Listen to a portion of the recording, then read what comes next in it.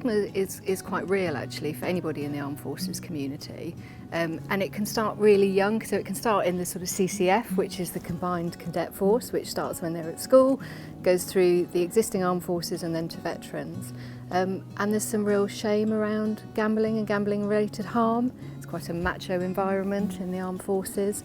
There's quite a lot of bravado, so people don't like to admit if there's something that they are struggling with. There is a link between risk-taking and gambling, especially for existing personnel who are serving. If they've been out on deployment, their view of risk is slightly different to somebody who isn't serving in the armed forces at the moment. When they leave the armed forces, that risk-taking feeling or that risk-taking behaviour still exists. So Betknowmore obviously are an amazing charity set up to help people with gambling-related harm. We are particularly, or I am particularly focusing on the armed forces. There's some really interesting research that says that veterans are 8 times more likely to suffer gambling-related harm than civilians. Now that is to do with the level of risk that they are used to taking when they were serving personnel.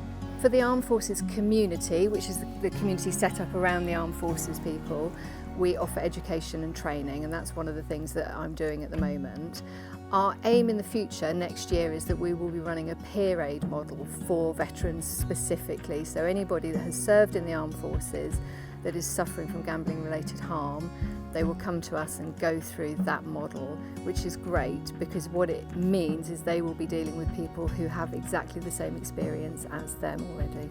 If you are a veteran and you're suffering from gambling related harm, absolutely please fill out the form on our website and register so that we can organise for you to join our peer aid programme and get someone to talk to you as soon as possible. It will take about 48 hours and then we will put a plan in place for you and you absolutely won't be forgotten.